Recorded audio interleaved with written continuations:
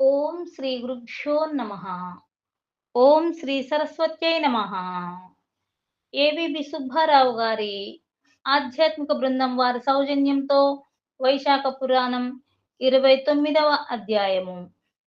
శుని మోక్ష ప్రాప్తి. నారదుడు అంబరీషునితో వైశాఖ మహిమనిట్లు వివరింపసాగెను. శృతదేవుడు శృతకీర్తి మహారాజుతో ఇట్లు పలికెను. మహారాజా, అన్ని తిథులలో వైశాఖ మాసమున శుక్లపక్షమున వచ్చు ద్వాదశి తిథి సర్వ పాపములను పోగొట్టును. ఇట్టి ద్వాదశి నాడు శ్రీహరిని సేవింపనిచో దానములు, తపములు, ఉపవాసములు, వ్రతములు, యాగములు చేయుట, చెరువు మున్నగు వానిని త్రవ్వించుట అన్నియును వ్యర్థములే.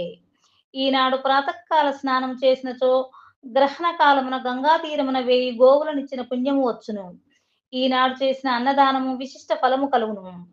ఈనాడు యముని పితృదేవతలను, గురువులను, దేవతలను, విష్ణువును అర్చించి జల కలశమును, దధ్యన్నమును ఇచ్చిన ఫలము మాటలకందనిది.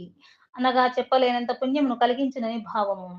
ఈనాడు సాలగ్రామ దానము, శ్రీహరిని పాలతో అభిషేకించుట, పంచామృతముతో అభిషేకించుట, పానకమునిచ్చుట, దోసపండ్ల రసమును, చెరుకు గడను, మామిడి పండును, ద్రాక్ష ఫలమును దానము చేయుట ప్రశస్తము, సర్వోత్తమ ఫలదాయకము. ఇట్టి ద్వాదశి మహిమను వెల్లడించు కథను వినుము. పూర్వము కాశ్మీర దేశమున దేవవ్రతుడను బ్రాహ్మణుడు కలడు. వానికి మాలిని అను అందమైన కుమార్తె కలదు. అతడు ఆమెను సత్యశీలుడను వానికిచ్చి వివాహము చేసెను. సత్యశీలుడు తన భార్యయగు మాలినిని తన దేశమునకు కొనిపోయెను. అతడు మంచివాడే, అయినను ఆమె అనిన పడదు. ఆమెకును అతడన్న పడదు. ఈ విధముగా వారి దాంపత్యము పరస్పర అనుకూలత లేకుండెను. మాలిని భర్తను వశీకరణ చేసుకుని ఉపాయములను చెప్పుడని భర్త పరిత్యక్తలకు స్త్రీలను అడిగెను. వారును, మేము మా భర్తలకు చేసిన దానిని చెప్పినట్టు చేయుము, మాకు కలిగినట్లే నీకును ఫలితము కలుగునని మందు మాకులను వశీకరణకై ఇచ్చు యోగిని వివరములను చెప్పిరి. మాలినియు వారు చెప్పినట్లు ఆ యోగిని వద్దకు పోయి ధనమునిచ్చి తన భర్త తనకు వశమగునట్లు చేయమని అడిగెను. యోగినికి ధనమును తన చేతి యుంగరమునిచ్చెను. యోగినియు ఆమెకొక మంత్రమును ఉపదేశించెను. అన్ని ప్రాణులను స్వాధీనమయ్యేటి చూర్ణమునిచ్చుచున్నాను. దీనిని నీ భర్త చే తినిపింపుము. నీ యంత్రమును నీవు ధరింపుము. ఇందువలన నీ భర్త చెప్పినట్లు వినును అని చూర్ణమును, యంత్రమును ఆమెకు ఇచ్చెను. మాలినియు సంతోషముతో ఇంటికి వచ్చెను.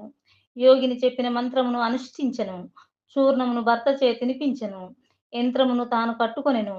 ఆమె భర్తకు ఆ చూర్ణమును తినుటచే వ్యాధి కలిగెను. మరికొన్ని దినములకు ఏమీను అనలేనివాడు, చేయలేనివాడును అయ్యెను. దురాచారురాలగు ఆమె భర్త మరణించినచో తాను అలంకారములను విడువవలసి వచ్చునని బాధపడెను. మరలా యోగిని వద్దకు వెళ్ళిపోయెను. ఆమె ఇచ్చిన దానిని భర్త చే తినిపించెను. వాని ఆరోగ్యము బాగుపడెను.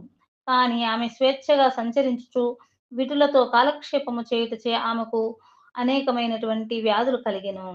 తుదకు మరణించెను. యమలోకమును చేరి పెక్కు చిత్ర విచిత్రములగు హింసలను అనుభవించెను.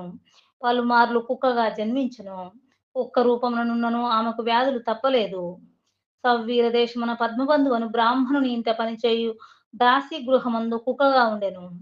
ఇట్లు 30 సంవత్సరములు గడిచినవి. ఒకప్పుడు వైశాఖ మాసమున ద్వాదశి నాడు పద్మబంధువు కుమారుడు నదీ స్నానము చేసి తిరిగి వచ్చి తులసి అరుగు వద్దకు వచ్చి పాదములను కడుగుకొనెను. సూర్యోదయమునకు ముందే వచ్చిన దాసితో బాటు వచ్చిన కుక్క తులసి అరుగు కింద పడుకొనియున్నది. బ్రాహ్మణుడు పాదములు కడుగుకున్న నీరు అరుగుపై నుండి జారి కింద పడుకున్న కుక్కపై పడెను.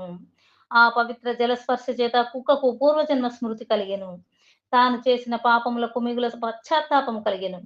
తాను చేసిన దోషములను అన్నింటిని చెప్పి, విప్రోత్తమ, దీనురాలైన నాపై దయ ఉంచి వైశాఖ శుద్ధ ద్వాదశి నాడు చేసిన పుణ్యకార్యములను, పుణ్యఫలమును నాకు ధారపోసి రక్షింపుమని బహు విధములుగా వేడుకొనెను. కుక్క మాటలాడుట ఏమని ఆశ్చర్యపడిన ఆ బ్రాహ్మణుడు అది చేసిన పాపములను విని, తాను ద్వాదశి నాడు చేసిన ప్రాతకాల నదీ స్నానము, పూజ, కథాశ్రవణము, జపము, తపము, హోమము, ఉపవాసము మున్నగు పుణ్యకార్యముల పుణ్యఫలమునిచ్చుటకు అంగీకరింపలేదు. కుక్క రూపముననున్న మాలిని మరలా పెక్కు విధములుగా దీనురాలై ప్రార్థించెను. బ్రాహ్మణుడు అంగీకరింపలేదు. అప్పుడా కుక్క మిక్కిలి దీనముగా, దయాశాలి పద్మబంధు, నన్ను దయజూడుము. గృహస్థు తను పోషింపదగిన వారిని రక్షించుట ధర్మము. నీచులు, కాకులు, కుక్కలు ఆ ఇంటిలోని బలులను, ఉచ్చిష్టములను తినుట చేత వానికి పోష్యములై రక్షింపదగినవయ్యున్నవి. కావున నేను నీకు పోష్యురాలను, రక్షింపదగిన దానను. జగత్కర్తయగు యజమానియగు విష్ణువునకు మనము పోష్యులమై రక్షింపదగిన వారమైనట్లుగా నేనును నీచే రక్షింపదగిన దాననని బహువిధములుగా ప్రార్థించెను. పద్మబంధువు దాని మాటలను విని వెలుపలికి వచ్చి ఏమని పుత్రుని అడిగెను. పుత్రుడు చెప్పిన వృత్తాంతమును, కుక్క మాటలను విని ఆశ్చర్యపడెను. పుత్రుని చూచి, నాయనా నీవిట్లు పలకరాదు. సజ్జనులు ఇట్లు మాటలాడరు. పాపాత్ములు తమ సౌఖ్యముల కొరకై పాపములను చేసి అవమానితులగుచున్నారు. సజ్జనులు పరోపకారము కొరకై పాటుపడుదురు. చంద్రుడు, సూర్యుడు, వాయువు, భూమి, అగ్ని, నీరు, చందనము, వృక్షములు సజ్జనులు పరోపకారమునకై మాత్రమే యున్నారు. వారు చేయు పనులన్నీను పరోపకారములే. వారి కొరకై ఏమీయూ ఉండదు. గమనించితివా? రాక్షస సంహారమునకై దధీచి దేవతలకు దయతో తన వెన్నెముకను దానం చేసెను. పావురమును రక్షించుటకై శిబిచక్రవర్తి ఆకలిగల డేగకు తన మాంసమునిచ్చెను. జీమూత వాహనుడను రాజు సర్పరక్షణకై తనను గభూడునకు అర్పించుకొనెను. కావున భూసురుడు భూమిపైనున్న దేవత. బ్రాహ్మణుడు దయావంతుడై ఉండవలెను. మనస్సు పరిశుద్ధముగానున్నప్పుడు దైవము వర్షించును. మనశ్శుద్ధి లేనిచో దైవము వర్షింపదు. చంద్రుడు ఉత్తమాది భేదము లేకుండా వెన్నెలనంతటను ప్రసరింపజేయుచున్నాడు కదా! కావున నేను దీనురాలనై అడుగుచున్న ఈ కుక్కను నా పుణ్యకార్యముల ఫలమునిచ్చి ఉద్ధరింతును అని పలికెను. ఇట్లు పలికి ద్వాదశి నాడు తాను చేసిన పుణ్యకార్యాల ఫలమును కుక్కకు ధారపోసి, నీవు పాపములు లేని దానవై శ్రీహరి లోకమును పొమ్మని పలికెను. అతడిట్లు పలుకుచుండగా ఆ కుక్క రూపమును విడిచి దివ్యాభరణ భూషితురాలైన సుందరిగా నిలిచెను. బ్రాహ్మణునకు నమస్కరించి కృతజ్ఞతను తెలిపి తన కాంతితో దిక్కులను ప్రకాశింపజేయుచు దివ్య విమానమునెక్కిపోయెను. స్వర్గమున పెక్కు భోగములను అనుభవించి భూలోకమున నరనారాయణ స్వరూపుడగు దైవము నుండి పుట్టి ఊర్వశిగా ప్రసిద్ధి నందెను. యోగులు మాత్రమే పొందునట్టి అగ్నివలె ప్రకాశించుచున్నట్టి సర్వోత్తమమగునట్టి ఎట్టి వారికైనా మోహమును కలిగించునట్టి పరమార్థ స్వరూపమగు సౌందర్యమునందెను. త్రిలోక సుందరిగా ప్రసిద్ధి చెందెను. పద్మబంధువు ఆ ద్వాదశి తిథిని పుణ్యములను వృద్ధి చెందించు విష్ణు ప్రీతికరమైన పుణ్యతిథిగా లోకములలో ప్రసిద్ధి నొందెను.